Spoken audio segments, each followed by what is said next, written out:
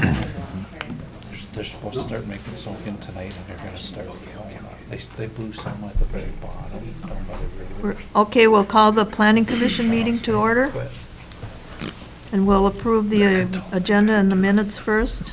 Are there any changes to the agenda or the minutes, corrections, additions? Hearing none, motion to approve the minutes and the agenda? I'll make a motion to approve. I'll second. All in favor? Aye. Opposed? Motion carries. We'll go to the election of officers. Is there a nomination for chair? I nominate you, Judy, if you're willing. I will be. Is there I'm good anyone with that. else that would like to be chair? I like it. Okay, is there a second? I'll second it. All in favor? Aye.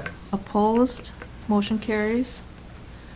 Is there a nomination for vice chair? And who do we have? Charlie? Are you vice chair? I'll nominate Charlie. I should have said no. Will you? I'll second I will do it, it. if he's okay with it. Yep. Okay, second, it's done. All in favor? Aye. Opposed? Motion carries. Old business, Flintlock Memo to Planning Commission. Where are we at with this? So we brought this to the County Board of Commissioners following the Planning Commission meeting in December. It was a week after the meeting. We were trying to get it done by the end of the year, so we didn't have a lot of time, but the day of the county board meeting, it came to our attention that there might be an issue with one of those conditions with law enforcement's low light shooting requirements. And so we just needed more time, and we also, in consultation with the attorney's office, they wanted to see the lease and that conditional use permit at the county board same meeting. So they were approved at the same time. So we realized we had a little bit of extra time with that lease not being quite finalized yet. So the county board said, okay, well, let's send this back to the planning commission so that way we have more time and the planning commission can see if this condition needs to change. Long story short, this condition is just fine as it's stated. I did speak with Sheriff Elias, and he confirmed that those hours of operation will work for their low light shooting requirements. We just didn't know if there was like specific periods throughout the year they had to do those low light shooting hours, in which case like June and July, 7 to 10 p.m. doesn't work. So those were really the concerns we had. It was just take a little bit of extra time to do this right. So there essentially is no business for you to do on this item. You can just essentially vote to Make a have motion this- to approve. Yep, to the same exact findings and conditions and recommendation and motion you had at that December meeting. And I'll essentially just copy paste exactly what I had in that county board report and say, yep, the planning commission said that this is okay. Okay, is there a motion? I'll make a motion to approve it. I'll second. Any further discussion? All in favor? Aye. Opposed? Motion carries. Okay. Under new business, A is applicant has withdrawn. B, Pam Swenson. File number 20241RZ. Pam Swenson. Thank you, Madam Chair. This is a request to rezone from the general commercial zone district to single-family residential on the property at 19 Good Neighbor Hill. It's a 1 acre lot and it's currently split zone between general commercial and single-family residential within the North Shore Management Zone. The applicant's request for rezone would be a zone change to bring the entire property into one zone district rather than being split zoned as it is currently. The subject parcel is currently abutting single-family R1 to the northwest and east and general commercial to the west and south. This parcel was previously a bus garage for Birch Grove Community School. As such, the property includes a large amount of parking and driveway space for buses and trucks. The main building is a large garage, which the owners are working to convert to residential use. The surrounding land uses in the location include Birch Grove Community School to the west, the Forest Service Building further east, and residential development further up Good Neighbor Hill Road. North of this parcel is the proposed location for a 22-unit residential planned unit development. Please refer to the zoning map on the next page for the zoning district layout in this area. Between pages 13 to 15 of your packets are kind of laying out the various differences between the general commercial and the R1 zone districts. For public noticing, this application was legally noticed in the Cook County News Herald on December 22nd. 56 letters of notification were sent to adjacent property owners as well as the county departments, DNR hydrologists, and Tofte Township. I received one written correspondence from the town of Tofte. They were in favor of the rezone, but they did want the junk vehicles removed from the shared property line. Staff recommendation for consideration. This is a request to downzone the property, which is changing of a zone district from a higher, more intensive use, general commercial, to a lower or less intensive use, single-family residential. The proposed R1 zone district has fewer permitted uses, greater side yard and rear yard setbacks, and a larger minimum lot size requirement. The current property owners are working to convert the bus garage into a residential structure, which is a permitted use in the R1 zone district. However, it is a conditional use in the general commercial zone district. Surrounding land uses of primarily residential nature are located further up Good Neighbor Hill Road. The lot size requirements of the R1 zone district are a problematic element of this request that should be acknowledged. As a general commercial zone parcel at 1 acre, the parcel is currently conforming. However, the minimum lot sizes for R1 is a 2 acre lot size, and as such, a rezone would make this parcel substandard or non-conforming. Affordable housing in Cook County is a topic regularly brought up by the Cook County EDA, HRA, and other organizations. The Cook County Land Use Guide Plan indicates that Cook County has an insufficient amount of affordable housing, and a proposal such as this may help this issue. As such, it could be reasonably determined that this request is consistent with the Land Use Guide Plan and there is a public need for residential uses. There is a high amount of impervious surface coverage on this parcel. Current and future property owners would not be able to increase the amount of impervious surface coverage.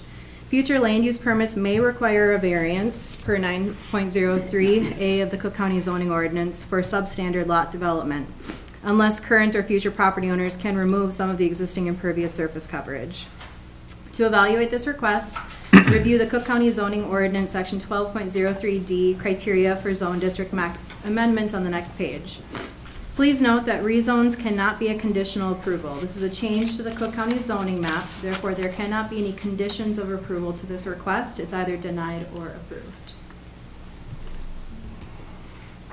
Thank you. Is someone here to speak for Pam Swenson? The applicant's not here tonight. Okay. So, are they planning to discontinue the use, the current commercial use, and create a lot that is residential? Yes, so when I did my site visit, she actually let me inside to show me the improvement project. So they have begun essentially converting this bus garage to a house. So it's not going to be used for commercial purposes anymore. I think one of the property owners does some trucking, but it's not like storage of, the materials that are getting trucked. So my understanding is it's not being used as a bus garage anymore. Okay. Anyone else have questions? My question is, if we change it to residential, is all the setbacks stay the same with that property then? I mean, without adding conditions or anything, the setbacks and all that are gonna be So followed? the setbacks, if this rezone was approved, the new setbacks would apply for the single-family residential zone district. So this structure is probably within that setback. It's hard to tell exactly where that property line is, but essentially it's a non-conforming structure and a substandard lot. Anyone else have a question? So to change anything on the structure then requires a variance, but to do interior work doesn't, correct? So the exterior envelope of the structure will trigger a land use permit, and then if it's within the setbacks of that addition, that would require a variance. The work inside the structure, if this rezone is denied, they'll probably be coming forward for an after-the-fact conditional use permit to have a single-family residential structure in the general commercial zone district, because the property owner frankly was not aware that they would need a conditional use permit to convert a bus garage into a house. Why would they not get a conditional use permit because then the lot conforms, setbacks conform? Yeah. Wouldn't kind that of- have been a better choice? Yeah, I haven't been in a situation before where I'm just kind of repeating what the applicant has told me, so I'm kind of answering for the applicant. But in my discussions with her, the initial reason she came to me with this rezone request was after the assessor's office visited and did their site evaluation for tax purposes. And so because it's general commercially zoned, her tax bill is higher because of the potential of that use. So this, to her, was essentially a mechanism to lower her taxes on her property to reflect what her current use of the property is. Okay. If a property is a single-family dwelling based on a conditional use permit, that should eliminate that problem. It wouldn't change the zoning, so it wouldn't change her, But you don't tax zoning, you tax, the assessor's Real office. estate. Part of it is understanding the zoning and what that potential of the use is. you don't tax potential. Yeah. I've had that discussion, It is. yeah. So to correct. A so commercial just- use is taxed at 4%. A homestead, she could homestead this. And a homesteaded property is at 1%. Right? I own one of these. Oh, I see. So my understanding before, she would not have come forward with this rezone if it was just a case of clearing this up with the assessor's office. That was my first direction to her. And the assessor's office confirmed for me that if this was rezoned to single-family residential, that would have a lower tax rate for her than if it's rezoned as, or if it stays as general commercial zoning. Okay, Tim? Thank you, Madam Chair and Planning Commission members. When you are evaluating a rezone, you're looking at basically the character of the locality and you're zoning into the future. You're looking at what what you may think would be appropriate for a use in perpetuity for that particular parcel. Yes, if it is rezoned, then what's on there becomes not just a existing nonconformity, but a legal existing nonconformity, and would be allowed to continue as it is. And then any adjustments in the exterior size would have to meet the new requirements. But if the intent is to convert that from a commercial to a residential parcel in perpetuity, it would make more sense to convert that from commercial, general commercial, to R1 as opposed to doing a conditional use, because if that stays on as a conditional use, then you're always going to be in conflict between the use and the zone. So it's just, when you are evaluating a rezone, which this request is for, you're looking at what the appropriate zone is for that location, for that parcel, as it would be dictated with the land use guide plan. Does it line up with that, and is it appropriate to go ahead and rezone that as residential? I think we're creating a white elephant here. It's I don't know the dimensions of this building, probably 40 by 80, It's large. large metal. And, when she's done using it, somebody's still gonna wanna use it as a garage, probably. And there is a need for this kind of property in the West End. There's no other place for this type of activity. Tim? The only other thing that I would say, Madam Chair, is that this obviously was discussed with the Tofte Township, and they did support that in the fact that they have their own land use guide plan that is there, and they presumably would be evaluating that circumstance, looking into the future, and they did submit comments in support of the proposal. So we can speculate, we can kind of troubleshoot and say, well, yeah, they're going to use this, but the next persons are definitely going to want to use it as a garage. Well, you don't know. And so if it's converted into a residential property and it's used as such, chances are that it would continue to be used as such. We have larger structures in the county for that particular use, but that's for you guys to be able to deliberate. So if it's rezoned residential, that's it, right? That can't be used for general commercial then, correct? That is Ever. correct. Yeah. Ever. And the fact that it is adjacent to either of the zones, it's not a spot zone. It's not one or the other. But yes, if it does go to R1 residential, then that's the zone that you designate for that, and that's that. Then it doesn't go back. But there's conditional business uses in R1. You know, it doesn't rule out using that garage, you know, Correct. like. That is correct. Yeah. And I think, I mean, to Tim's point, we just dealt with the adjacent property last month. I mean, that's gonna be Right. the development up the Right. hill, so. To my mind, in terms of considering the locality and that allowance we just made, it makes sense to me to have that move to R1 if that's how it's gonna get used. Right. What about the septic? Yeah, that was, So currently there's holding tanks, and then they're planning on putting a mound in that undeveloped land between kind of like the building and the main road. So they've already been working with a septic designer on that. is there a well? I think so. I don't remember seeing it, but presumably they've got tanks. I don't know. I knew it when it was a bus garage, Yep. and there was no septic or well, water. So I don't know what's gone on in there since. Okay, any other comments? Is there a motion to approve the request?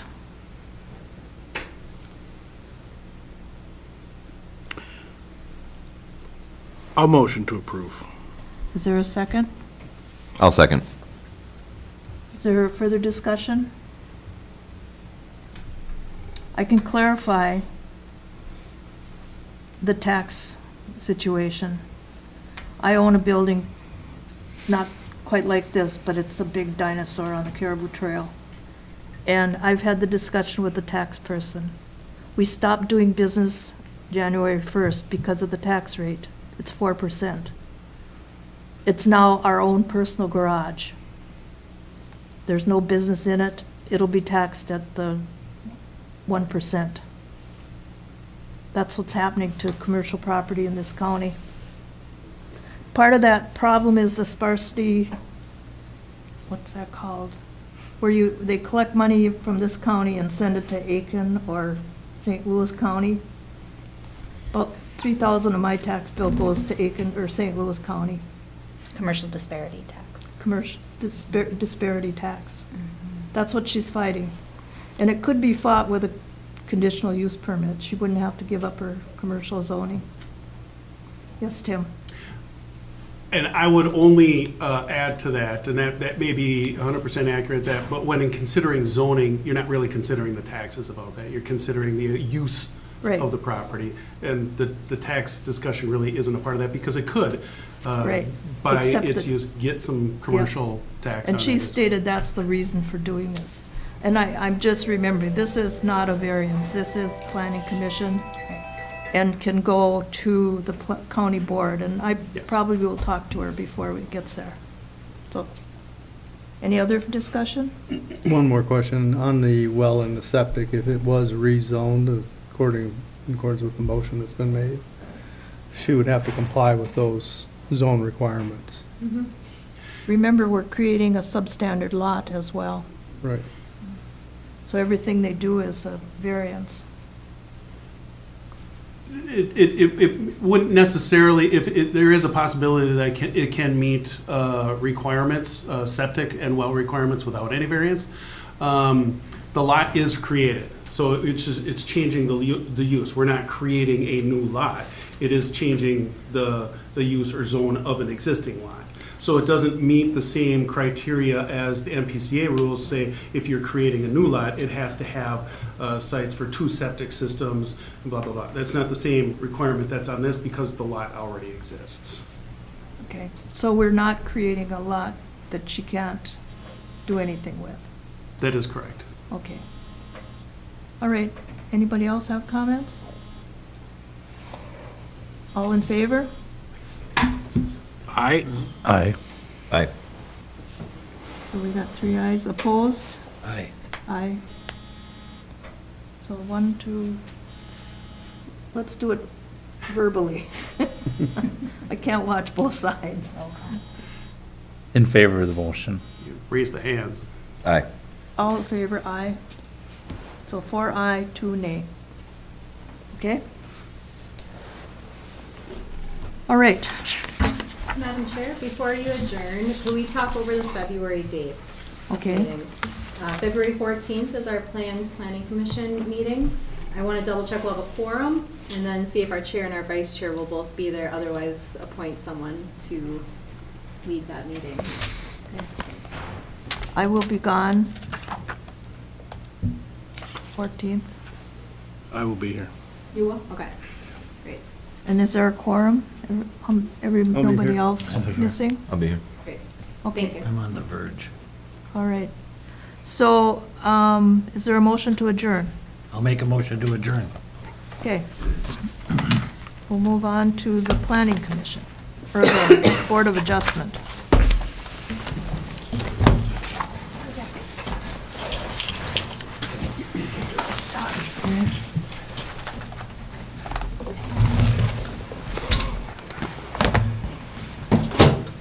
So we'll call the Board of Adjustment to order, and we have a quorum. And we need to approve the agenda and the minutes for the December 13th meeting. Make a motion to approve. I second. All in favor? Aye. Opposed? Motion carries. We need election of the officers. Or No. chair? Nominate Judy as chair. I'll do it. Anyone else? Motion to, a second? Second. All in favor? Aye. Opposed? Motion carries. Vice Chair? I nominate Charlie. Second. Any discussion? All in favor? Aye. Opposed? Motion carries. Okay, we're on to new business. The first is the Dale and Linda McIntyre Trust request, 2024 1V McIntyre parcel. Neva. Thank you, Madam Chair.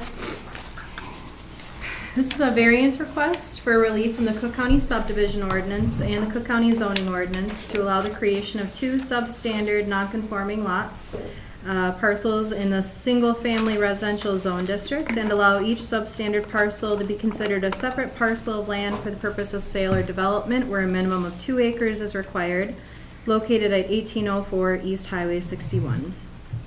Currently, the applicant's property includes 1.17 acres. The parcel is contained entirely within the single-family residential zone district. Newly created lots within the R1 zone without water frontage must be 2 acres in size and 200 feet wide. This property is within the North Shore Management Zone, however, it does not have any water frontage. General project description. Mr. McIntyre requests to subdivide his 1.17 acre parcel into 2 separate parcels, approximately 0.68 acre and 0.48 acre parcels. Currently, his 1.17 acre parcel is non-conforming to the single-family residential zone district requirement of 2 acre minimum lot size. His current parcel has a house and a guest cabin. This proposal would divide the parcel into 2 substandard parcels, with each parcel having a dwelling. Currently, both dwellings on this parcel share a well and a septic system. The application states that the purpose of this request is to sell the guest cabin as a separate parcel for financial benefit. Note that a variance is also required to allow 2 substandard lots to be sold into separate ownership, which is included in this variance request. On page 8 of 57 of your packets, there's a map that was from the application. There you can see the parcel boundaries currently in blue outline, and then the red line is drawn in to kind of represent the approximate subdivision of the parcel. And then you would see the well that they both share and the septic that they both share. The westerly parcel would be approximately 0.68 acres. The house on the westerly proposed parcel was built by the current property owner in 2007. The easterly proposed parcel would be approximately 0.48 acres. The cabin on the proposed easterly parcel was the original cabin. Below that on the same page, there's a map that kind of indicates approximate locations of bluff features, so steep slopes that may or may not meet the bluff definition, which is over 25 feet in height, with 30% slope in shoreland areas. So it's to indicate the proximity to the cabins. For ordinance citations, on page 9 of the packet, I have included kind of like the highlighted relevant sections of ordinance for your reference. With regard to the subdivision ordinance variance, the proposed subdivision is ineligible to be processed as an administrative subdivision due to items A and D within section 3.3 of the Cook County subdivision ordinance. So due to the lot size requirements for the zone district, and neither lot, or the lots proposed wouldn't both be capable of supporting 2 standard septic systems. Below that are excerpts from the Cook County zoning ordinance outlining the single-family residential zone district requirements and the substandard lot requirements. For background, this parcel has been under current ownership since November 2005 when it was gifted to the current owner as a lease. The second home and driveway were built during Mr. McIntyre's ownership in 2007. A 1984 survey from Ken Hoffman shows the 1-acre parcel with the original cabin called a frame house. A survey from Hayes Surveying was completed in 2006 and indicates the area of the parcel contains 1.5 acres more or less. This added area includes Highway 61 right-of-way in the surveyed acreage. County records indicate that the deeded acres are 1.17 acres and the mapped acres are 1.01 acres. The application to create a 0.48 acre parcel and a 0.68 acre parcel totals 1.16 acres.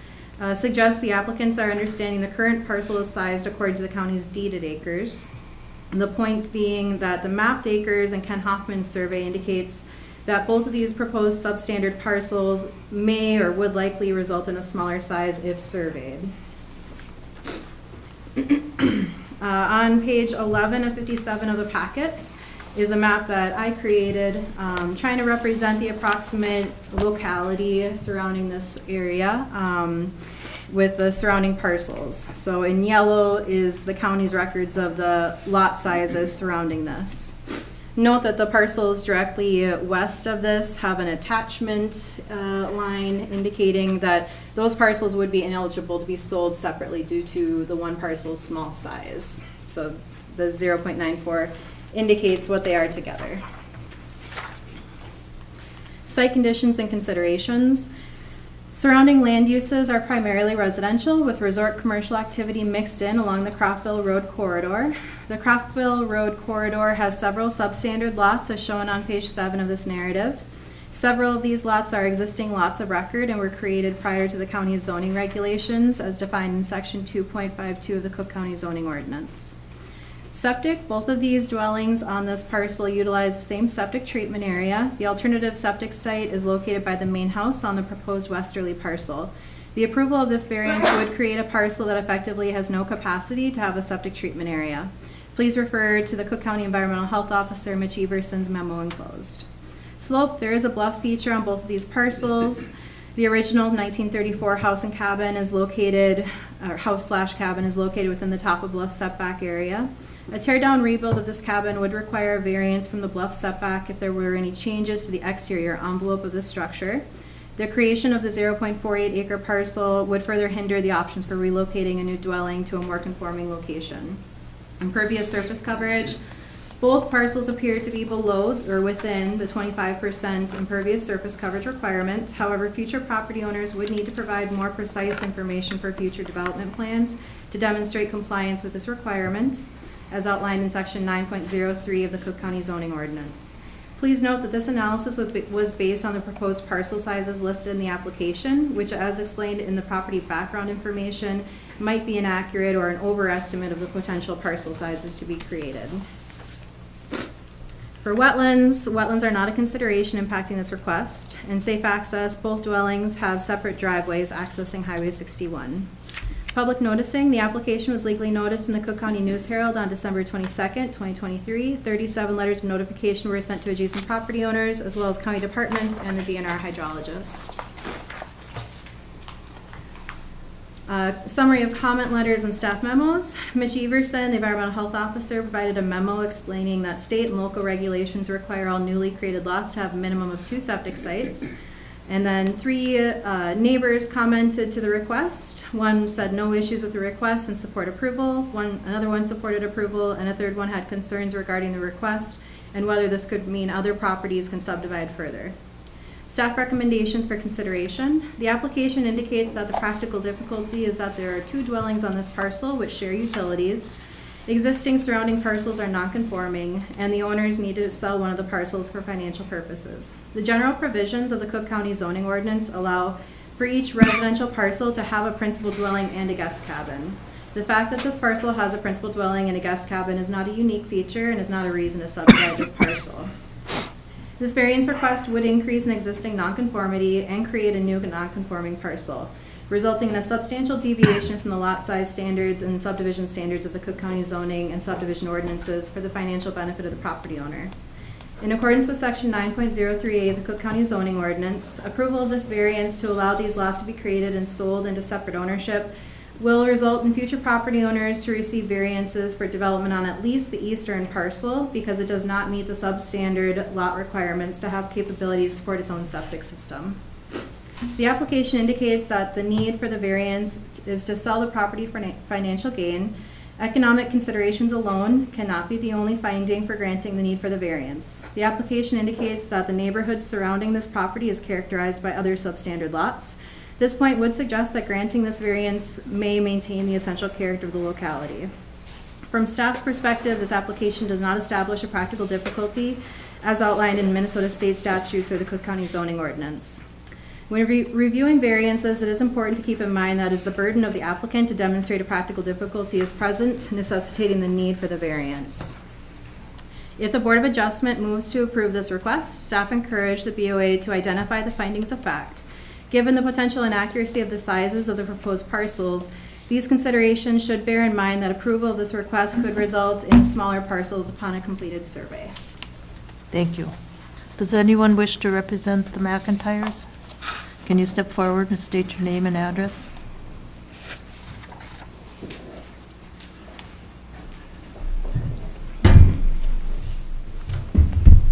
Thank you, Madam Chair and the board. My name is Richard Furlong. I work at Smith Law here in Grand Marais, and I represent Dale McIntyre in this variance request. If there are any questions, I can start there. Otherwise, I can just start with what I prepared. Okay, as long as it's not half an hour. No, I can assure you it won't be. Okay. The Cook County zoning ordinance, Article 1402D, lays out the requirements that the board should consider when granting a variance. Notably, there are, I believe, 7 or 8. I think the primary 3 that are listed in subsection A are the following: that the variance is not contrary to public interest, where there is a practical difficulty, would be created by carrying out the ordinance as written, and where the terms of the variance are consistent with the spirit and intent of this ordinance and the county's use guide. I think if you were to look through the county land use guide, 1 and 3 are already satisfied in that the county land use guide lays out 6 questions at the beginning of the land use guide. If you'd like, I can go through all 6 of those. But I assume that you have the land use We guide have them. To yourself, so I don't need to go through each one of those individually. But the third prong there is practical difficulty, which Ms. Maxwell just addressed.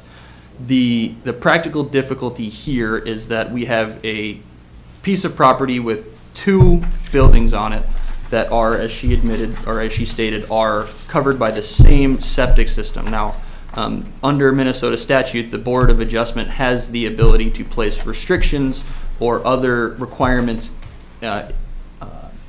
for the variance, and one of those restrictions that we're more than willing to agree to is a shared septic agreement between the 2 properties. Mr. McIntyre has no problem continuing on with that or even adding additional requirements such as restricting the use of short-term rentals to ensure that this property is used for long-term housing, which, as we all are aware, the county is in need of at this point.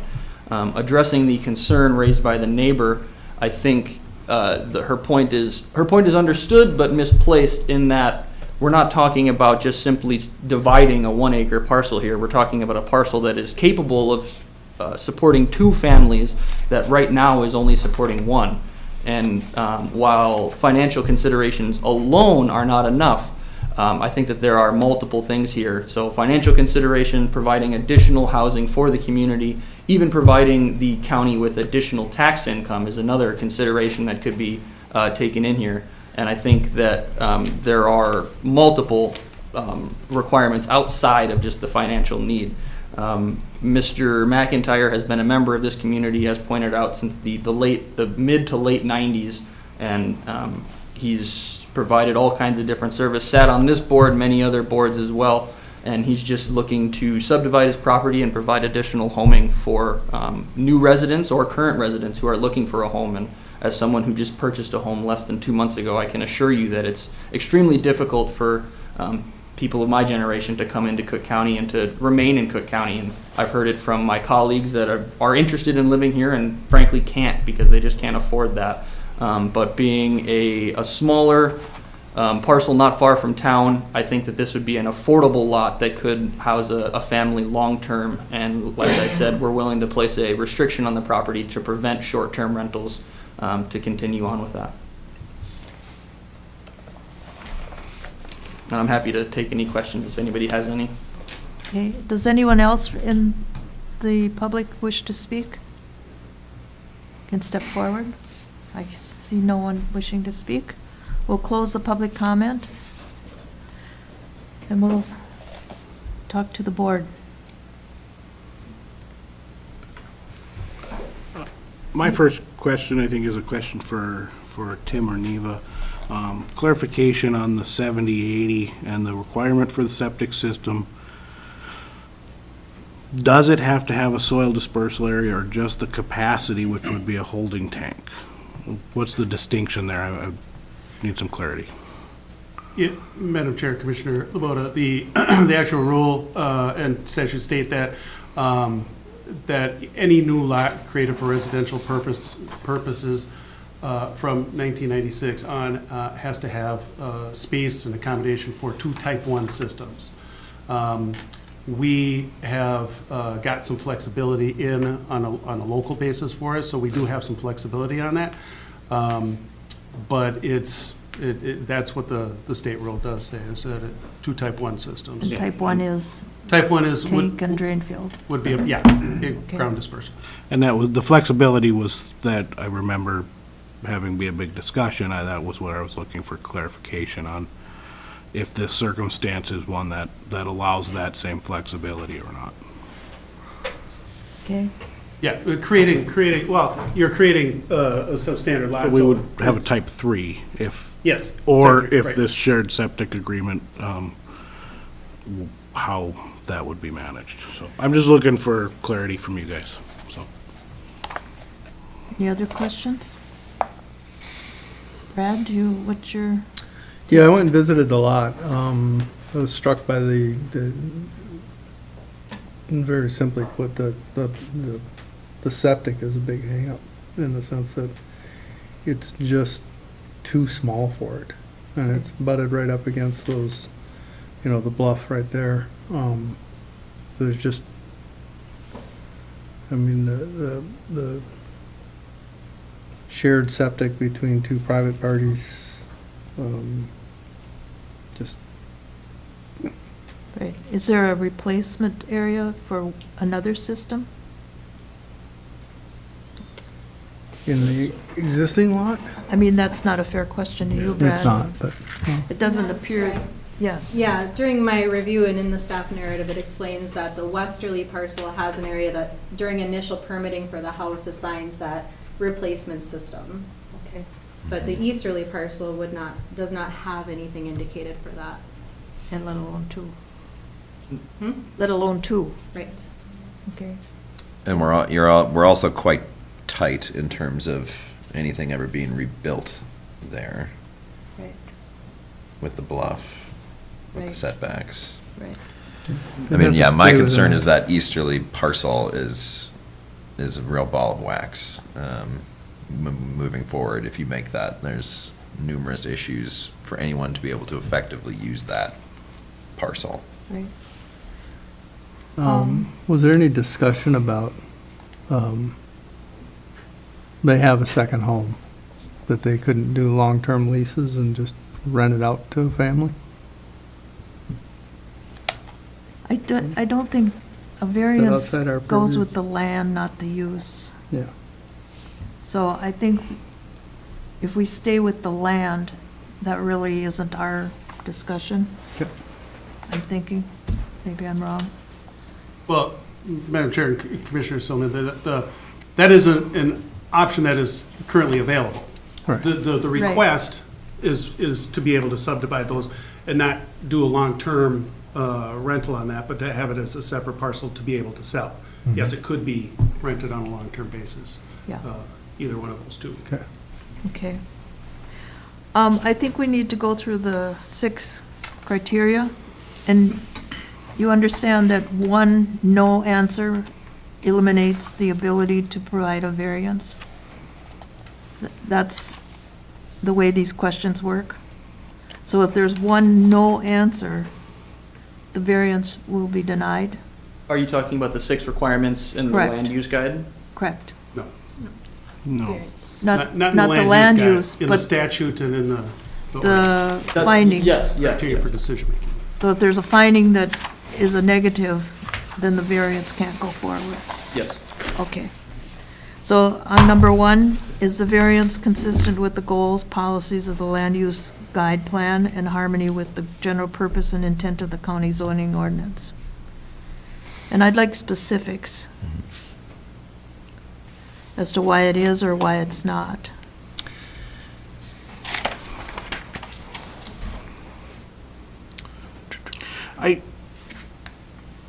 For myself, I believe it is consistent in the housing needs and descriptions in the guide plan that I believe we need this housing. I believe it is consistent with the comprehensive guide plan. Yes. Do everyone agree to that? I would agree, yeah, the spirit of it is correct. Okay. Any other? Okay, number 2, is the proposed use of the land allowed in the land use district in which the property is located? It is. Yes, it's residential. It's R1, and it is below the 2-acre minimum already as a 1 parcel. So it's allowed, but it's still a non-conforming lot. Okay. So it's allowed non-conforming lot for number 2. Number 3, is the property owner proposing to use the property in a reasonable manner not permitted by the Cook County ordinance? I believe housing is a reasonable manner, It, and that's what they're, well, what's being proposed is that it be allowed to be split off, yeah. which, But the use would continue on both parcels to be housing okay, in the zone housing, district. So okay, I believe yes. I think the housing, yes, but, I mean, also part of the ordinance is all these setbacks that we're talking about and the requirement to meet the septic rules. And so, in that sense, I would say no. okay, Yeah. I agree, On I those struggle with the grounds. reasonable part, okay, and it's too small and too limited for that. okay, too small, too limited, Insofar as Setbacks doesn't and have a septic septic, it sites. has to have a shared well, it has to have okay. shared septic. There's numerous things that, Number They're not in 4, keeping has the with that. property owner established that the practical difficulty involved is due to circumstances unique to the property and not created by the property owner?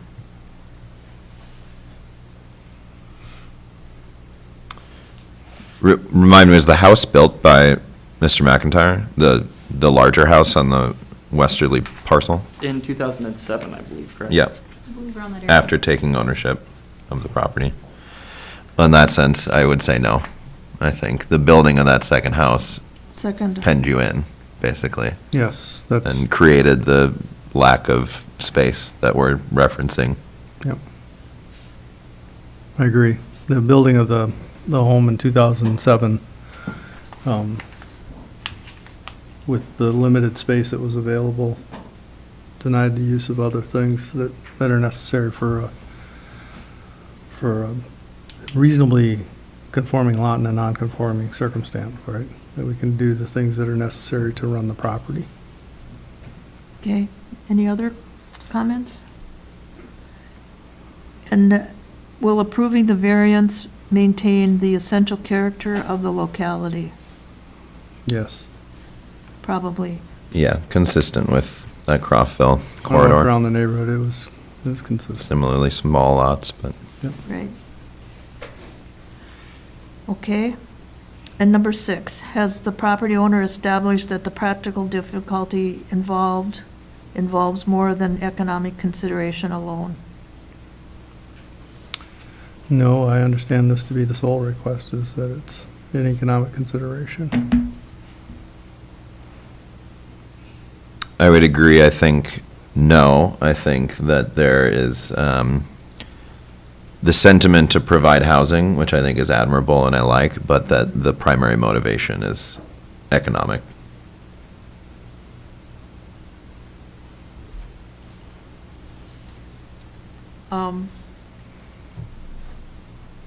And creating 2 lots creates more practical difficulty, totally practical difficulty for the smaller lot, the .48 lot. And then also that fact that the survey may turn up that the lots are even smaller than we think. So, okay. Is there a motion to be made? Madam Chair? Yes. Might I address some of the concerns you made before we get to a vote? Sure. I know you closed public comment, but, so going, I know we had no's on 3, 4, and 6, I believe. I would counter that on number 3, the property owner is proposing to use the property as a single-family residential property, which is what the district is zoned for. So I think that would be a reasonable manner that is permitted.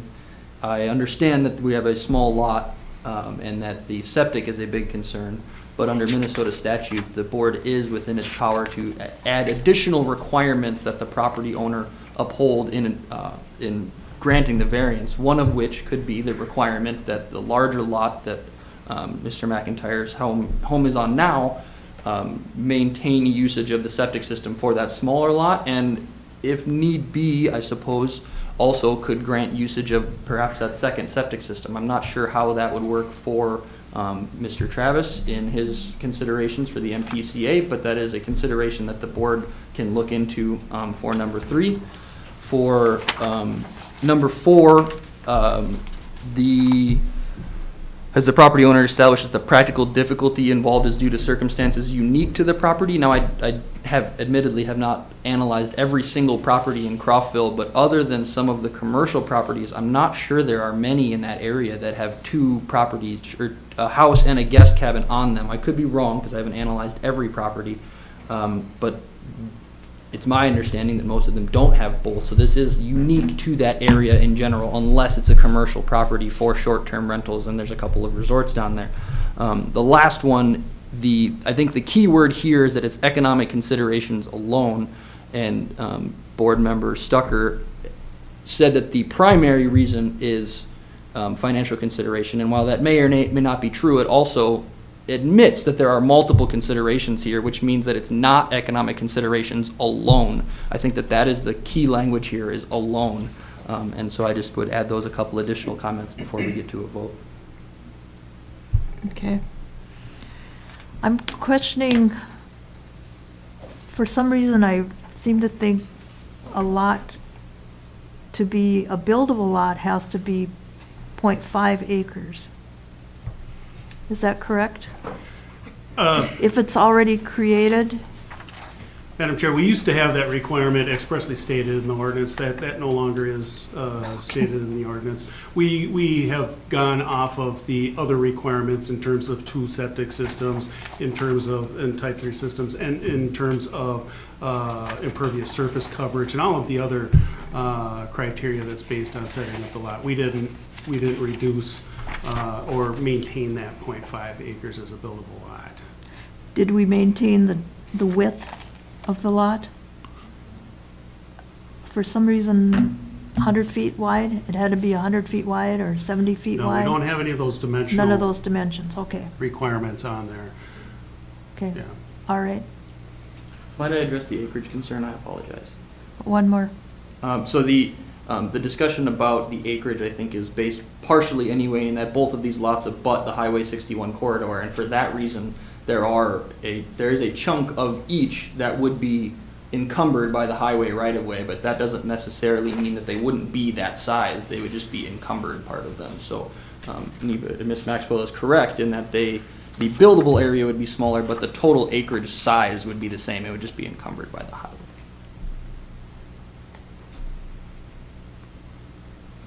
And that's what I'm looking at is 75 feet from the center line.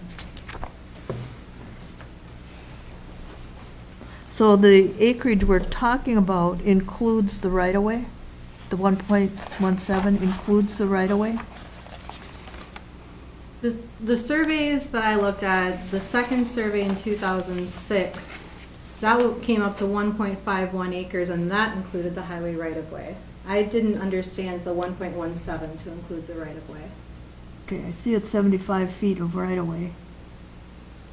If I remember correctly, that 1.5 said more or less. I mean, it's just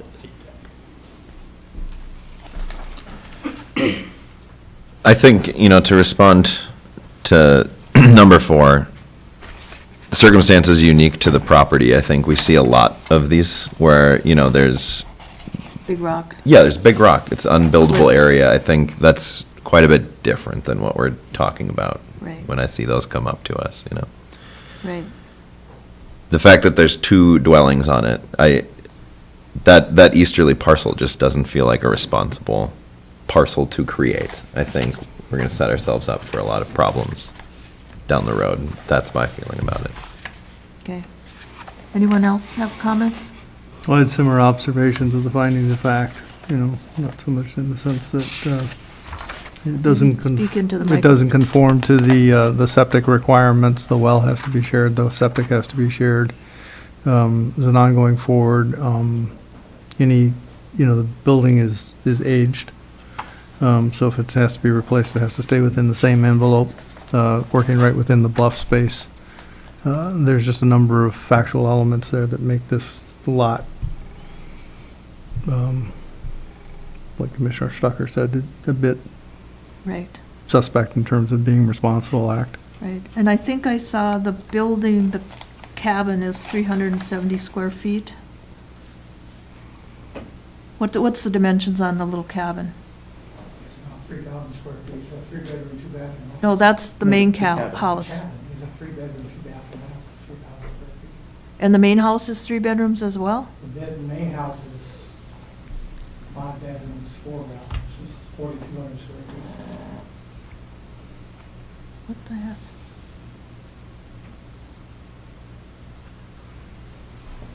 So the new house is 5,000 square feet, or 5 bedrooms? The new house is 4,200 square feet. 2 levels, 4 bedrooms, 3 bathrooms, 1-bedroom apartment basement. Okay. And then the cabin, for some reason I saw 364 or 374 square feet. Maybe that was the impervious surface area calculations. Yeah, That wasn't that was just a surface area to try to calculate the impervious But surface it didn't coverage inc- approximate. right. If I may, Madam Chair? Yes. I would just, during this discussion, I think it's very important whether you choose to approve or deny this variance is really identify what the practical difficulty is. And I want to clarify that this parcel having 2 dwellings on it is not a practical difficulty. That's a permitted use. Every residential parcel in the county gets 1 house and 1 guest cabin. So if you use that as a reason for approving this variance, I think you would start seeing a lot more proposals to create substandard lots based off of something that we've already put in our zoning ordinance as somebody that can do as a permitted use. So what is unique to this lot parcel driving the need for the variance? Does it meet your criteria for approving or denying a variance? Those are the key elements of this request. Okay. Okay. I'm still looking for a motion.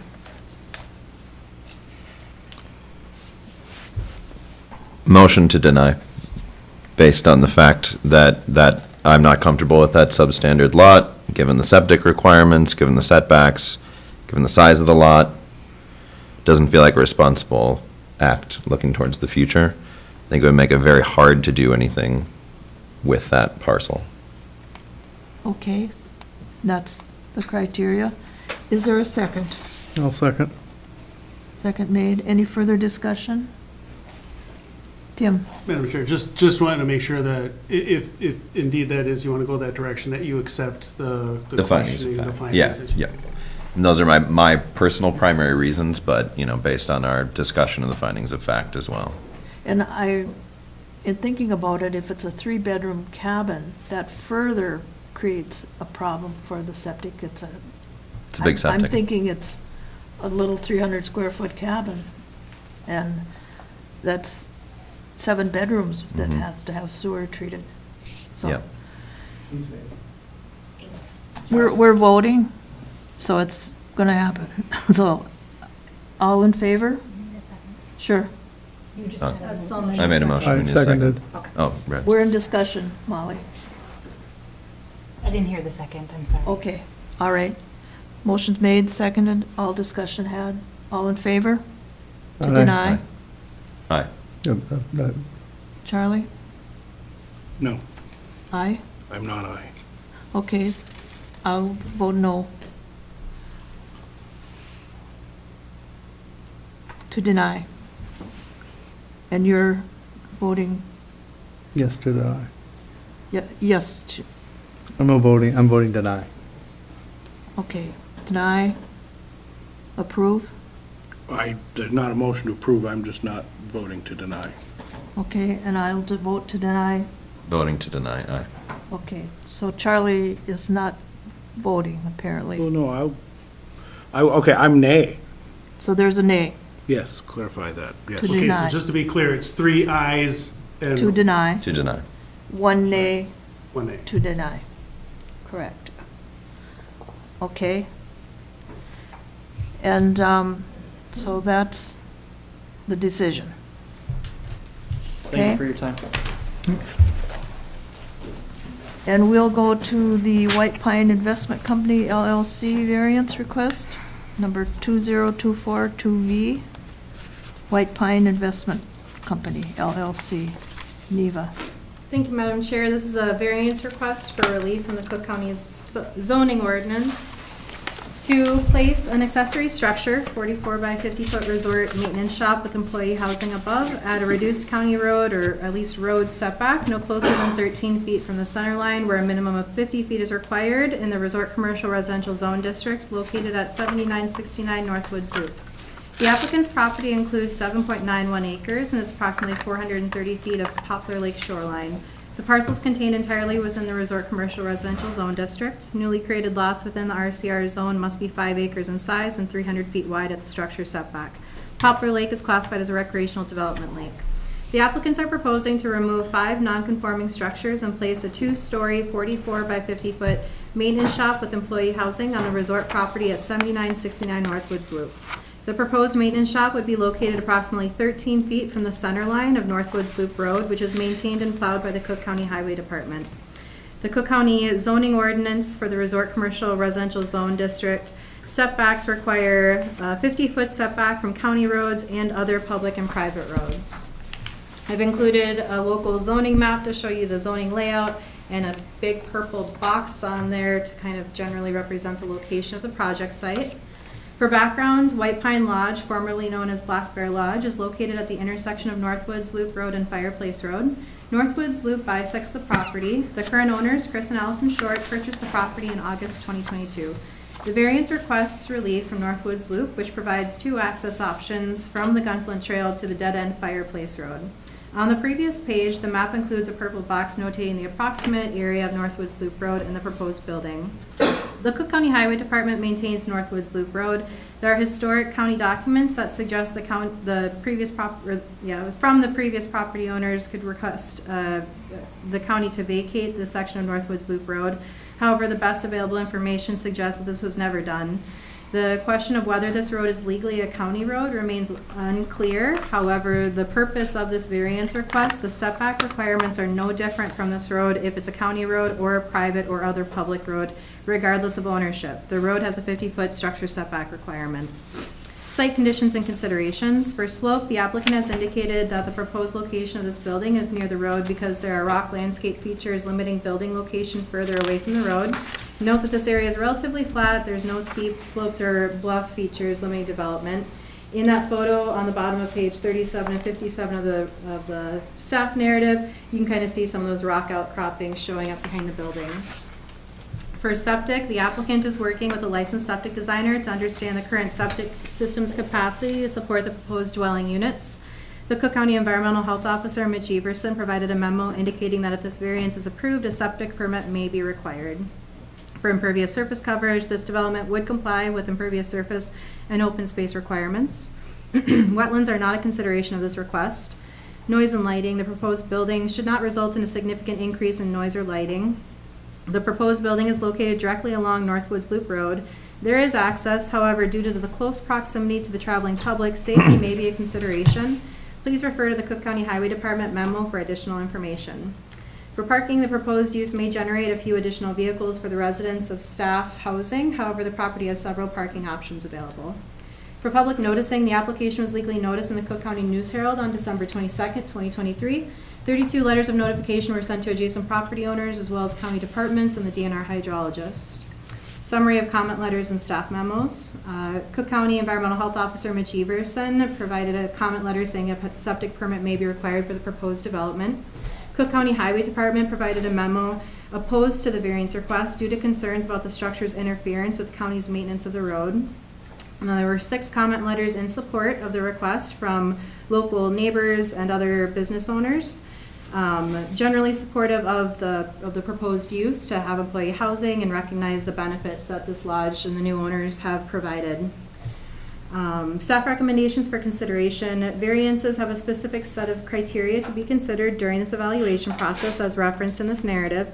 It is the burden of the applicant to demonstrate a practical difficulty necessitating the need for the variance.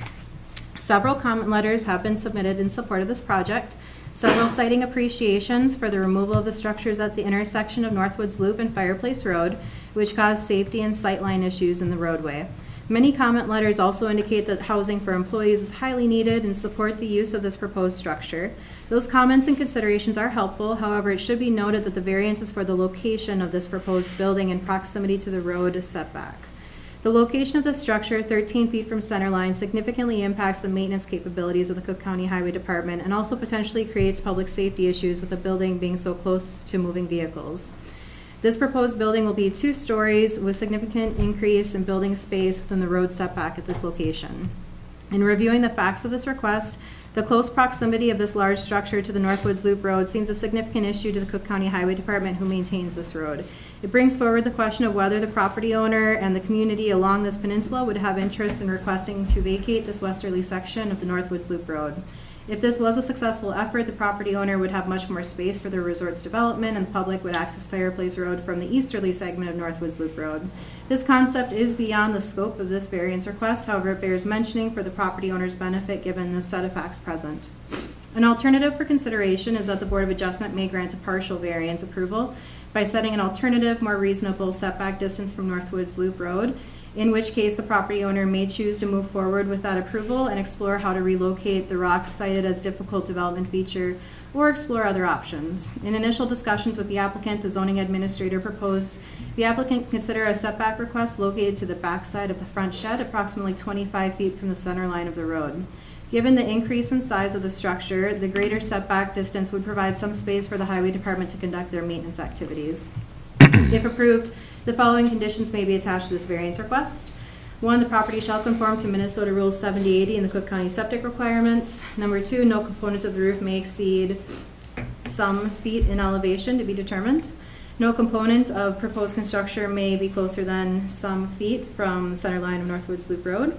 Number 4, the vegetative buffer between this building and Poplar Lake shall remain to provide visual screening and filter stormwater runoff from the building and resort development. Stormwater from the building shall be directed into vegetative area and not onto existing parking areas. And number 5, removal of all 5 existing non-conforming structures as proposed by the applicant in their variance application. I'll add, Madam Chair, that the Cook County Highway Engineer, Robert Haas, is here, and he may have more technical feedback in addition to my staff narrative. Okay, thank you. Is someone here to represent the Northwoods Investment Company? That's me. Okay. Thank you, everybody.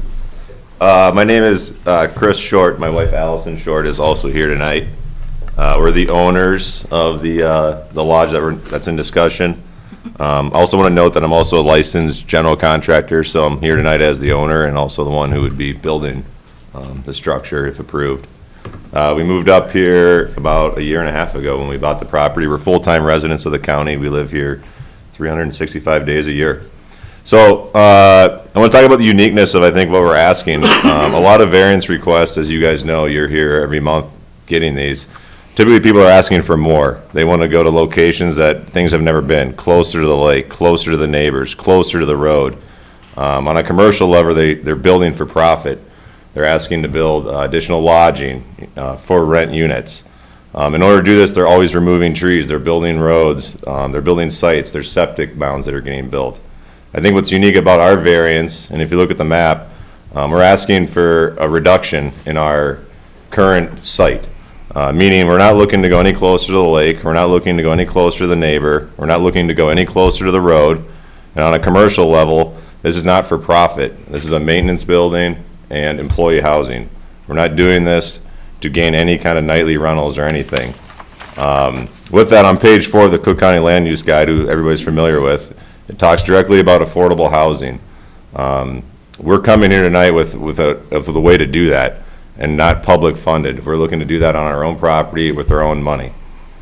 Page 23, number 2 of the Cook County Land Use Guide talks about existing resorts expanding and being enhanced. These buildings we're talking about have been here for longer than we've all been here. We're looking to rebuild them, enhance them, and allow ourselves to put our time and energy into this. Also note that no trees, no roads will be built, the site is there, no environmental impact at all. I want to talk about some numbers. I might bore you a little bit or it might get confusing, but I'll try to keep it easy. There's 5 buildings that we're looking to remove. 2 of them are off of the road, so really there's the 3 that are on the road that I know are going to be up for discussion. There's a 26-foot building that's 13 foot from the setback. There's an additional 26-foot building that's 15 foot from the setback, an additional 10-foot building that's 15 foot from the setback. So there's 62 total feet of building on Northwoods Loop, the county road, 62 feet. 58% of those buildings sit at an intersection, which I think we all just know that intersections are more dangerous than straightaways. So 58% of these buildings are on intersection, 42% are on a straightaway. On Fireplace Road, which is a private road, but as we noted, it is to the setbacks, there's a 26-foot building that's at a 12-foot setback. So in total, 100% of that building is at an intersection, dangerous. 0% of that is on a straightaway. If you combine these buildings that we're looking to remove, there's 88 feet of building. 70% sit at an intersection, 30% sit on a straightaway. Our proposal to remove these 5 buildings goes from 88 feet to 50. The 50 feet would be at the 13-foot setback that we're requesting with the variance, which is no closer than what the current building already is. 100% of that would be on the straightaway. That would increase the intersections to 0%, so there'll be no more buildings on an intersection. Currently, with the 62 feet on Northwoods Loop, we'd be going to 50. That's a 20% reduction on Northwoods Loop alone. So we're coming to you with a way to reduce buildings on Northwoods Loop. Currently, there's 26 feet on Fireplace Road. We'd be going to 0. So we're coming to you with a way on a private road to do a 100% reduction of buildings on that road. Combining the 88 feet on Northwoods and Fireplace Road and going to the 50 that we're proposing, that's a 43% reduction in buildings on the private road, Fireplace Road, and Northwoods Loop. 43% reduction. All this leads to safety. Since this lodge was built and Fireplace Road was in, these buildings have been there. We're proposing a way to increase safety that has never been proposed before on this piece of land. Traffic patterns, I'm curious as to if there are some. I was unable to find them. But what I know about the traffic from being there for my short time is Northwoods is a loop. The initial easterly road is where you make your left off of Gunflint. So anybody coming up from Grand Marais, anybody coming up from the cities, you make that first left. If you type that into Google, if you type that into Apple, it tells you to go left there. Our predominant traffic pattern is the first left off the Gunflint. That brings you directly to Fireplace Road, which is where that intersection is, which we're promoting to move 100% of those buildings off that intersection. And the new building would be closer to the westerly entrance of Northwoods Loop, which is a lesser traffic patterned area. The letters and memos. Our neighbors, we got a lot of support from. They're there every day. They realize the buildings. We had no opposition to the proposed location of the new one. Business owners, Gunflint Lodge talked about how admirable this is for us as small business owners to want to put our own money in to affordable housing and maintenance. The Cook County Highway Department did oppose us. Number one was safe and effective operation of heavy equipment. Number two, snow removal and storage. Number three, gravel spreading and grading. Number four, maintaining adequate drainage. We understand their concerns. We're not shying away from that, but we also want to make known that we're helping the problem. What they've been dealing with is 62 feet of building on Northwoods Loop. We're reducing that to 50. We're coming to them with a way to make this better. It'll never go away, but we're coming here tonight with a way to make it better. And that's 0 buildings on the intersection, which I'm assuming they would like. Under staff recommendations, I'd like to comment on a couple of them. Page 7, paragraph 2, reads, the location of this structure 13 feet from the center line significantly impacts the maintenance capabilities of the Cook County Highway Department and also potentially creates public safety issues with the building to close proximity to moving vehicles. Yes, but we're reducing it. Right now there's 62 feet, it's going to 50. We're coming with an improvement to it. And we're removing them from the intersections. Also it reads, this proposed building will be 2 stories and significantly increase the building space with the road setback in this location. I'm a little confused here, and I'm guessing somebody can fill me in on this a little bit more. I don't know how the height of the building affects the road setback. I think if the building was 1 stories or 2 stories, I think it affects the setback the same with square footage. The height to me would be for possible site issues, which our location you cannot see from the lake. We have no direct neighbors that can see it. And most importantly, from the Gunflint Trail, you cannot see this building, so the height of it. Also on page 7 under conditions, number 3, no component of the proposed structure may be closer than 25 feet from the center line. That's what the staff is recommending. We go from a 13-foot center line to a 25-foot center line. In order to do that, just to let everybody know, our original proposal is no tree removal, no environmental impact, no closer to the lake, no closer to neighbors, no closer to the road. To go to 25 foot, which is what the staff is, I guess, requesting, that moves our building 12 feet closer to the lake. We're moving closer to the lake. That moves our building 12 feet closer to neighbors. We're moving closer to neighbors. To accomplish this, we're removing trees, we're removing bedrock, we're blasting, we're disturbing the ground. All this to hit that 25-foot setback. Which further then on number 4, the vegetative buffer between the building and Poplar Lake shall remain to provide visual screening and filter stormwater runoff from the building and development. Confused here as well. If you're asking us to go to a 25-foot setback, how can we not remove trees? How can we not blast? So how can we keep a vegetative buffer? We're removing the vegetative buffer. We're getting closer to the lake. We're getting closer to neighbor. I just don't know how we can keep a vegetative buffer while moving the building. And lastly, just to recap, once again, no closer to the lake, no closer to the neighbor, no closer to the county road, 0 environmental impact. We'd be building exactly where existing buildings are. And it's a reduction. I know there's no way to go to 0, but we're coming here tonight with a way for you guys to reduce this property's impact on Northwoods Loop, reduce this property's impact on Fireplace Road, and produce affordable housing all at the same time. That's all I have for you guys. Thank you. Thank you. Mr. Haas, do you want to speak to some of this? I can, sure. Okay, could you come up to the microphone, please? Sure.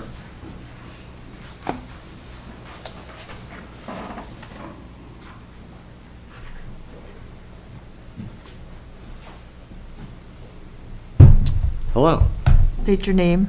My name's Robert Haas. I'm the county engineer up here in Cook County. Thank you. So as far as this is concerned, you know, obviously, like Chris touched on, you know, our biggest concern in our letter to opposing it was, you know, it's very close to Roan. It's a known route in our county that has, you know, that drivers don't like driving because of the proximity of stuff to the road. You know, there's a point of view, you know, I can understand at a high level the idea of reducing that linear feet of, you know, like he was saying, you're going from, I believe it was 60 some odd feet down to 50 some odd feet. But it's, regardless, it's still stuff next to the road. So whether it was increasing, decreasing, whether it's 5 buildings, 1 building, in our opinion, any of it is still too close as it stands. It's also in the county's right-of-way, which I think is an important thing as well. That is something that we try and avoid at all costs. We don't have defined right-of-way on that road, meaning nothing is platted. What we do have is prescriptive rights. And so if you think of that when you drive down most of our roads, you can see the tree line next to the road kind of move in and out. If the tree line's next to the road, or if it's real far back, most of the time you end up with like a ditch bottom to ditch bottom prescriptive rights. What we maintain as the county is that. And so this is infringing upon that. And so really for us, it's just we want stuff away from the road. It allows us to plow. Obviously this winter has not been the best example of what that looks like, but you can think back the couple of, you know, the last 2 winters we've had, how high those snowbanks do get. And it's not just the plowing, it's the winging back, and then addition, you know, kind of all the things that were touched on. General road maintenance, having something this close not only presents an issue for the road itself, but now we're talking about potentially damage to this brand new building. You know, Chris and I had a chance to talk on the phone a little while ago just about this and, you know, get each other's points of view. And, you know, there used to be I think it was a propane tank that was there, and that was dented. I don't know who did it, but it's right next to the road. And so, you know, something like this, you know, another concern would be just the building itself and us plowing or grading or whatever. You know, Charlie, how much stuff, sorry, Commissioner Laboda, how many different meetings, sorry. You know, stuff can fly off wings. You know, so I guess I'll quit babbling. I'm not sure if anyone has any questions. Okay, thank you. Anyone else wish to speak from the public? Okay, we'll close the public comment. We may have questions for either one of you. Okay.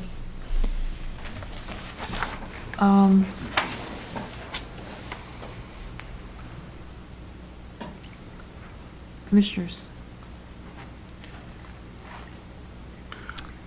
I'm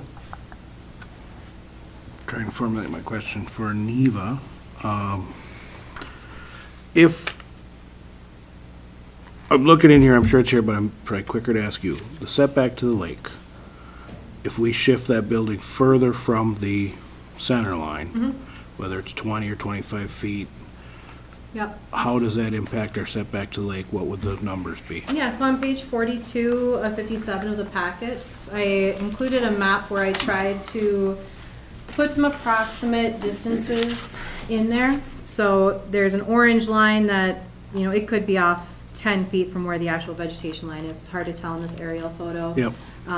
But that's measuring about 120 feet to what's possibly the rear area of that building. It's all pretty approximate at that point. And some of the things within my recommendations, we're trying to open the door to conversations about some compromise point potentially. So I'll leave a lot of leeway for that, whichever way it might be, whether it's building size changes, setback changes, any of that kind of stuff. ultimately, if this was approved, I just want to point out that it would be very nice to have a specific for staff issuing land use permits as to exactly what, we're supposed to follow through with. I also think it would be helpful to get a number from Highway Engineer Haas as to what he believes the prescriptive right-of-way width is, because I didn't get that information.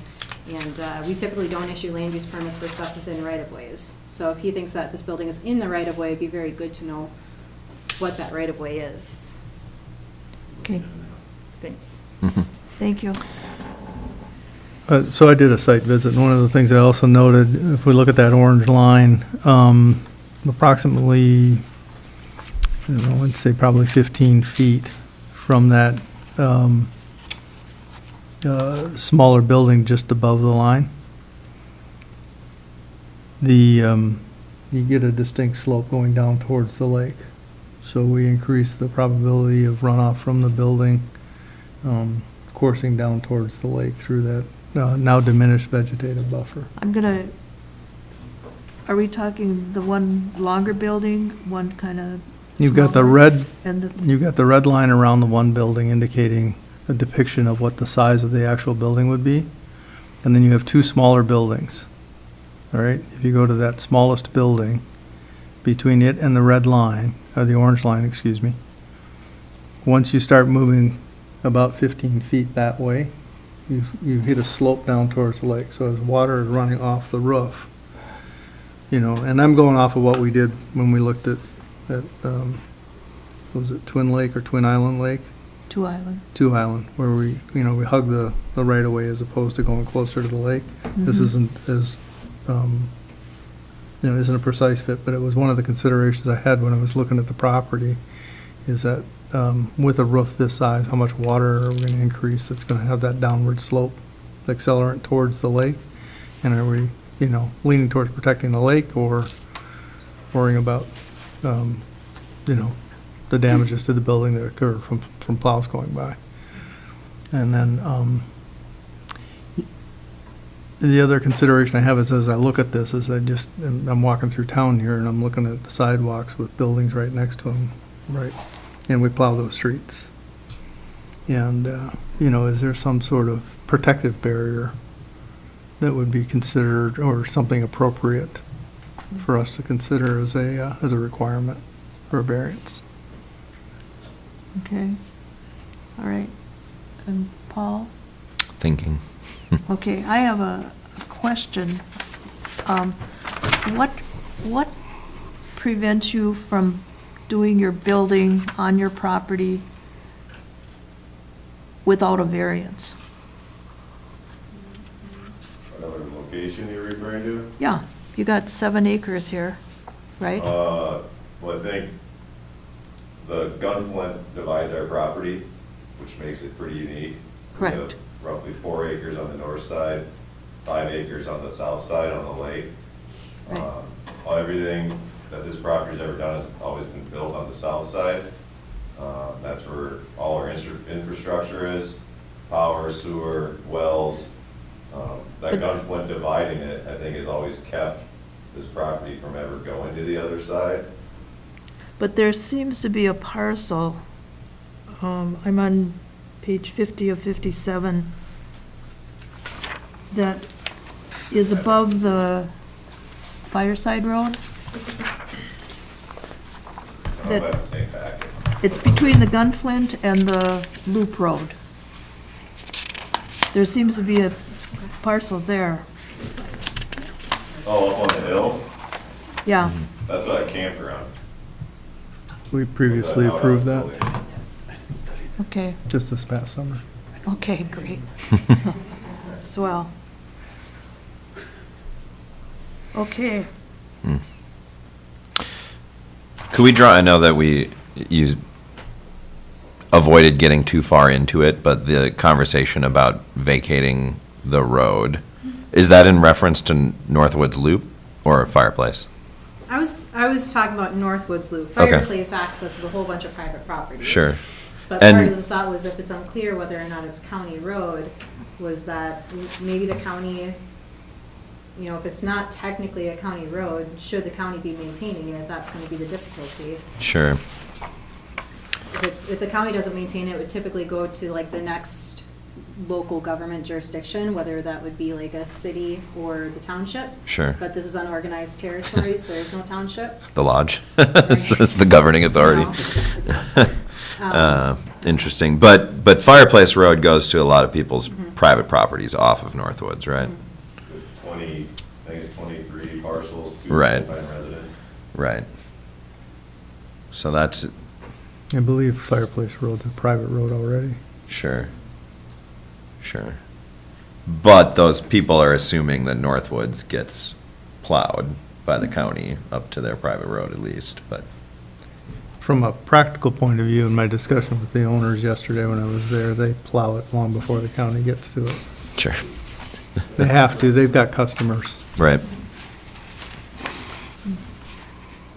Yeah, I mean, that's where my mind goes. I mean, that's just sort of the local authority of the place. I mean, to use the term effectively, like, that is who ends up maintaining the road. I'm interested in that possibility. That's not for us to pursue. It makes a lot of sense to me, and it removes the issue from the county. Is there a reason this building could be moved closer to meet the setbacks? If it were moved back and further from the road? Is there a reason that can't be done? I know there's boulders, I know there's a slope. It can. Our It's- proposal was to have no environmental impact, to build on a site that's already there. We can certainly go closer to the lake. We can certainly, blast. I've already had Ben Smith up there, the excavator, Charlie Lamb up there. I already have all my estimates and everything to do that. It's just, I never thought I would come in front of the county and ask to go closer to the lake, to blast. It Well, the just seems- setback, is it 100 feet on Poplar? So there's only 19 feet to worry about, to stay within the setback. Approximate, Yeah, was not field. right. Right, but I mean, I think, And then the other question I have, is the building sitting horizontal to the road, or is it at a right angle to the road? The Proposed the rectangle, the new one. The current building is parallel to the road, and the proposed one would be parallel to the road. The long way is, The long way is correct. and the short way is facing the lake. Yep. Okay.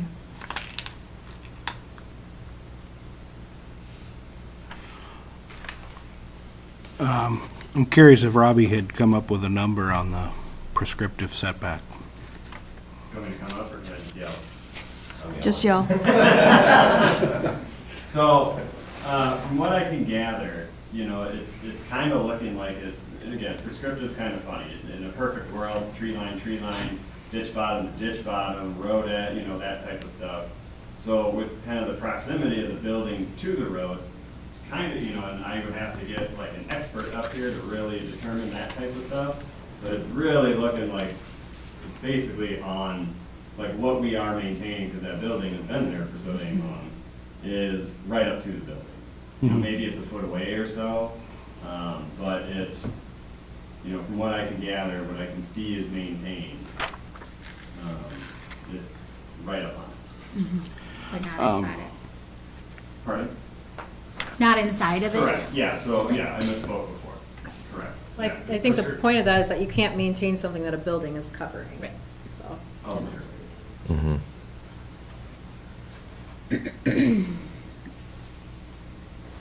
In looking, just between the board, my opinion, looking at this photo on the bottom of page 43 of our packet, having run those machines that are the same machines that the county uses to maintain that, my proposal wouldn't be that we'd need much more room, but if I'm grading that road with a 14-foot moldboard and I've got a 13-foot on the center line, I'm in the building. And if we had plowing and I've got my wing, depending how I've got it set, my machine width is 9 foot wide and my wing is 5 to 7 feet. So, I'm thinking a few feet, and I am definitely, a few feet doesn't really affect our lake setback. We're still within it. You've It got gives that 19. function of the road. So,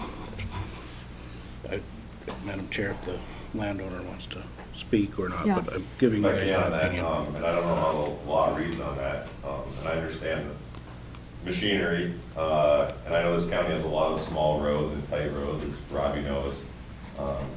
So does that become a hindrance to us, how they maintain it? I know Robbie would love to run the 14-foot scraper down it. With the unique situation, can Robbie run an 8-foot? Is there smaller machines? Is there other options, or? There's not practical other options, given the equipment they have. I believe all their road graders are at the same 140M specification, so they're the same machines. And in this case, you're asking for a variance, and we need to look at the setbacks and determine whether we're going to allow deviance from setback at all. So I guess we're looking for a compromise, as was stated by Ms. Maxwell. So, trying to look at both concerns and see if we can come up with a way to meet your need and address the concern of the setback of the road, so. Question I'd have is, have you ever had an opportunity to stake it out and square it out? Is there a sense of saying that if I did the same dimensions that you're looking at, in terms of the building you want to build, is there, in that rearmost corner back by the rock outcropping, the ability to move, 5 feet this way and 2 feet that way, or 2 feet this way? Kind of a thing where it They can't move anything really off that without, the environmental side of it, without trees, without, blasting. So there is an option. I mean, we could meet the setback to the lake going further into the neighbors. We were just attempting to avoid that. Mhm. So yes, it could be. It could, yeah. But it's how close to the rock outcropping are you already planning to be? We're pretty close. The one building that's been there for quite a while has got some serious heaving, and I'm assuming it's from the proximity of the boulders and all that, so. And I think some of the one photo might have shown pretty good how close it is. Ms. Maxwell, Neva, can I ask you one more thing? Just to clarify, so I know I'm looking at this red outline, I'm looking at the photo on the top of page 42. The red outline is the proposed dimensions of Yeah, the that was my proposed best effort to structure. try to visualize the location of this with the aerial photo. So, and I apologize for not giving a little bit better description. So it's kind of like a red or like purple color. So Yep. if you see like a white truck, it says distance 42.3. So that was trying to measure the 44-foot side of the building. And then that line kind of goes parallel to the road. And then at the end of that line, you'll see a distance 50.1 feet. Excuse me. So those are the distances trying to represent the building. And then the blue lines with the distance numbers over the road, we're just trying to give you a representation of the approximate distances of the existing buildings. So the back side of the first building is the one that I kind of used as the template starting point to discuss compromise distances of 25 feet, figuring that this is an increase of building space within this area of the setback. So that 25 foot to kind of compensate for that and give more building space. And then also the distance of approximately 30 feet is potentially the front-facing side of that next shed. And then there's an orange line from the lake towards the building. And I do want to clarify one thing, if there is an approval of this variance and the conditions that I recommended. Part of that stormwater drainage and vegetative buffer discussion is what I wanted to avoid was the idea that all the stormwater runoff of this building, due to the very large square footage of the impervious surface area, wasn't all coming towards the lodge and down that gravel road that goes straight into the lake. So that's what I was trying to avoid with that condition of the vegetative buffer and the stormwater running off into the lake. 100 feet of vegetation would be, a good amount, even though there is a slope. Yeah, just as I look down there, that's not 100 feet of continuous vegetation. Yeah. It's a lot of it's been, nominally cleared, right? It's, Right. it's, there's walking spaces and so forth. There's not a lot of underbrush or other things that would look at as root bearing. So the brush that goes across the top of that ridge, call it that, or that line is the primary filter for water runoff towards the lake. The one concern that keeps coming to my mind is giving a variance to build within a right-of-way. I don't know that we can do that. It would, in title work, it would turn up as a title objection and encroachment. So until that right-of-way is figured out, If I may, Madam Chair, Engineer Haas clarified that the right-of-way is, the prescriptive easement in that location, or prescriptive right-of-way, excuse me, is kind of like this existing setback from this building. so it's from the building to the center line of the road is the right-of-way? Yeah. Basically, Does it change as it goes past the building? yes. And then what does it change to? It kind of depends if we're going, sorry, I got out of my map a second. If we're going west, along the road, you can see it turns, there's a very defined tree line. And so you can see that it kind of jogs out to that. It gets trickier when you get to, if you go east along the road, you get into the parking lot. There, you're probably just trying to define where the edge of the road is, maybe a foot or two off of that. Again, it's kind of what we maintain through there. Prescriptive right-of-way is very, what's a nice word, wishy-washy. Imprecise. And especially in these types of areas, at least if there's a ditch, you can say, okay, there it is, even if it's not the best. But, when you get into this, where you're just like big parking lot type things, it becomes tricky, that's for sure. Right. So, and prescriptive easement, do you agree with that, Molly? Yeah, what he just said. Yeah, Yes. okay, so we're clear on that. We can allow a variance with, and put a building within the right-of-way or where we would, not in, the right-of-way starts at the edge of the building. Right. Correct, okay. All right. Further discussion? Questions for anybody? I think the question I have is basically whether to move that back a little bit to allow for, Commissioner Labota's expertise on the the plow size. Does 5 feet make it easier to get a plow through there? Well, let's ask Mr. Haas. What would be a reasonable amount of roadway to be allowed for the side of the building? I think Neva and Matt Nestheimer, superintendent, and I had talked quite at length prior to submitting that recommendation of 25 feet of, kind of that back edge of that existing building. And so that, I'm inclined to stick with that recommendation. Okay. Because that was kind of our looking at it saying, okay, this makes it better, this allows us, because we don't know what the future of that road is either. Could it get a lift of gravel on it? I'm not sure. I'm not sure the conditions of the culverts throughout there, if there are any. But I can argue with myself and say, well, we could hold a hearing and vacate the whole thing. That removes my opinion from all of this. We'd still have to have this, you all would still have to have this conversation, but at least, this. Okay, but that's your recommendation. Correct. Okay. Motion.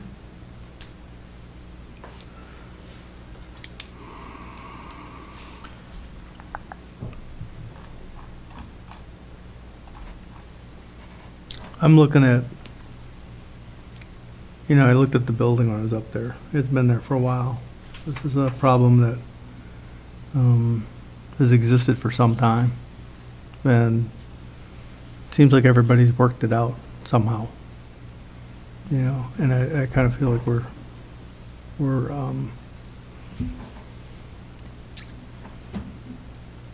looking at just something that's they've been plowing past that building and the other one's down the line there for a long time. And for us to look at a couple of months a year of snow plowing, especially given that what we've gone through the last couple of years, that, They just, I'm inclined to say, Yeah, they- leave well enough alone. they just did the road that goes to what was the state lease lots on Caribou Lake. Mm-hmm. And if there were a building sitting right next to the road on that, it couldn't have been done. It was ditched, it was lifted, and, Yeah, I saw it. But we both live right there, yeah.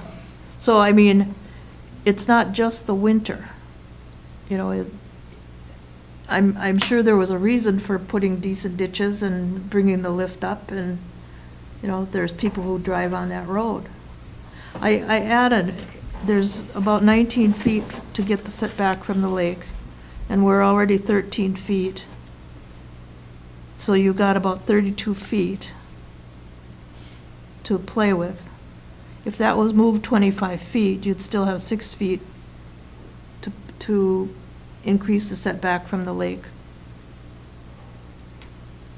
yeah. I'm just, have you Yeah. been there? That when you start moving that, I know. okay, you get to that slope and that's where the water starts running off. That's Yeah. just the only observation, right? Yeah. Not trying to overplay it or underplay it. Right. That was something I looked at and said, okay, Right. the building this size, they got half the roof, they got water sloping down. Yeah, they'll hit a gutter and they'll try and manage it, but it is still getting into that space. Yeah. Oh, I'm sorry, man. You- Just to comment on that, definitely understand it. Talking about potential future stuff, like kind of came up in that previous one, we can't predict the future. When the road will get lifted, when it will get redone like Caribou. And there is a building already there. And it's gonna stay there, you know what I mean, unless we come to something here. So no matter what, if something were to happen in the future, there is already a building there that's gonna. But that might be why it's not being fixed, because they can't. Can I ask a couple more questions? I'll be very Yeah. brief. It's probably in here, but what is the proposed height of the building at this point, and what is the roofing material that's proposed? Height of it, I would just start asking for what's allowed, which I believe is 35 feet. We haven't gone in full design mode yet, Yep. but I think that allows us to go to that. The roofing material will be asphalt to match all the other buildings on the property.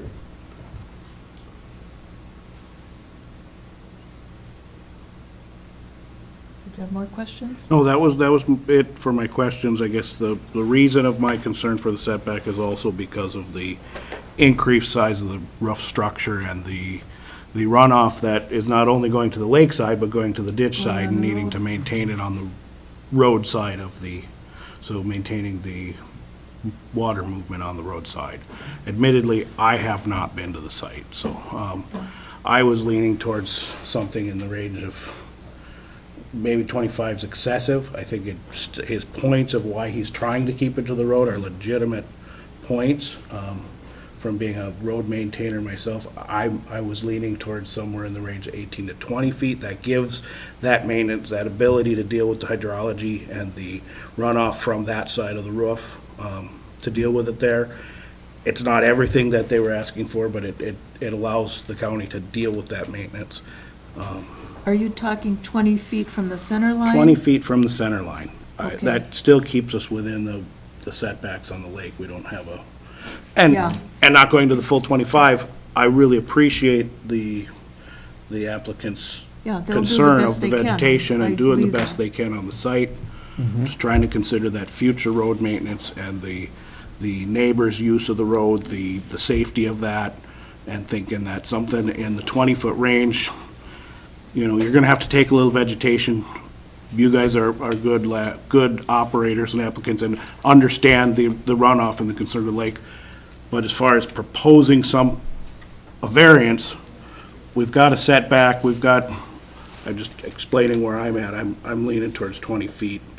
And I think that gives consideration to both the road ditch and the slope running towards the lake. And Paul? The I think it's, 35 foot is- I think it's a good compromise. That's where I'm at, is splitting the Okay. difference as well. Do you want to make a motion, somebody? I would make a motion, I would just go back to clarifying. I don't think we need a consideration number 2. I think, so I would, make a motion for approval with conditions 1, 3, 4, and 5, and number 3 to read 20 feet. I'll second that.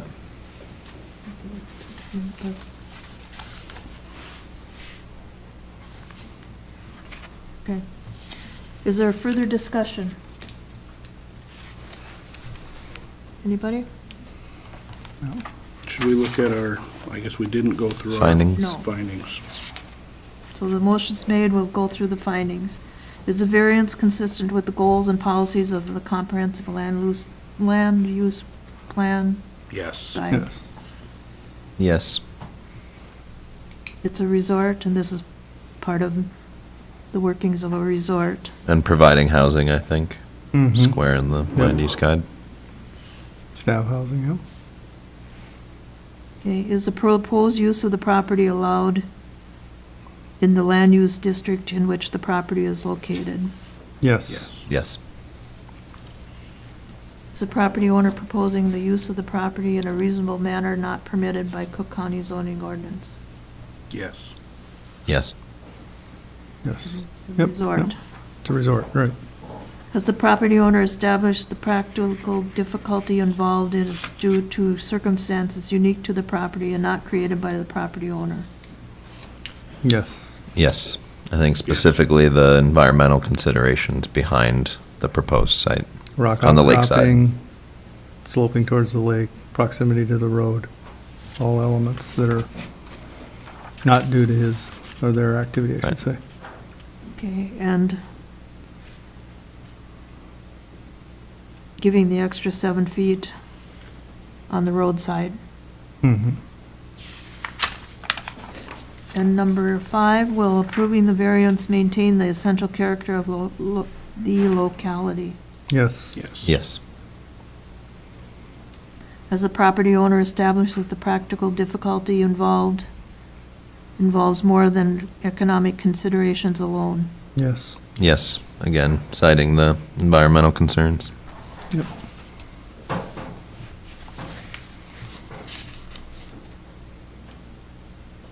Okay. We'll vote. All in favor of the motion? Aye. Aye. Aye. Motion carries. Okay. And has anything been determined about when Mr. Squires might be showing up? No, we've got 2 dates sent out to him, and I'm waiting to hear back from him. They are? It's the 9th and the 12th Okay. of February. 12th I'm out, Oh, okay. so I'm just making sure. Okay. Motion to adjourn. So moved. Second? Second. All in favor? Aye.